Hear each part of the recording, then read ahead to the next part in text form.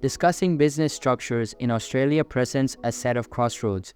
Whether you're a solo visionary poised to carve your path as a sole trader or an ambitious pioneer aiming to establish a company, understanding the variations between the two can transform your business voyage from daunting to empowering. So today, we'll be doing a quick comparison between a sole trader and a limited company. So keep watching till the very end. And let's begin with the video.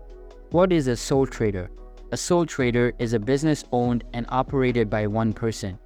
The owner is personally responsible for all aspects of the business, including its debts and liabilities. It's relatively easy and inexpensive to set up, as there's no need for formal registration, though some licenses or permits may be required depending on the type of business. The owner receives all profits but also bears all losses. Tax is paid at the individual's personal income tax rate, and they may be eligible for certain deductions and concessions. What is a limited company? A limited company is a separate legal entity from its owners or shareholders. Owners' liability is limited to the amount unpaid on their shares, which means their personal assets are protected in case of business debts or liabilities.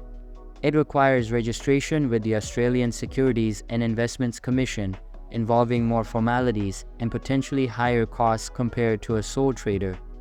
Profits are distributed among shareholders according to their ownership stake.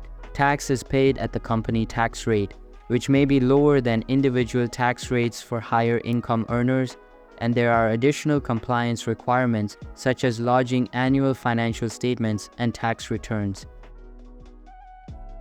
Setting up as a sole trader or incorporating a company involves different registration processes and startup costs. Both require obtaining an Australian business number, but a company must also acquire an Australian company number.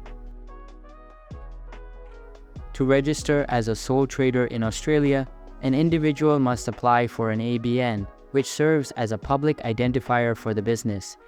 It's a straightforward process that can typically be completed online through the Australian Business Register website. No fees are involved in obtaining an ABN, however. If the individual wishes to trade under a name other than their own, they must register a business name with the Australian Securities and Investments Commission for a small fee. When incorporating a company, the process is more complex. The entity needs to register a company name, obtain an ACN, and register for an ABN.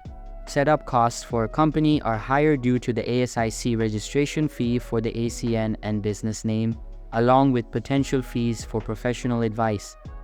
Additional ongoing costs include annual review fees and obligations to maintain specific company details with ASIC. Understanding how the ownership and control work under each structure is going to help decide which way you need to go.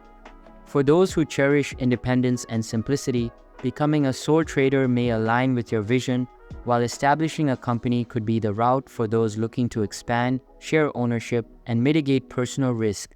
So I believe that's it for this comparison. If you find it helpful, consider subscribing and giving this a big thumbs up, and I'll catch you in the next one. Thanks.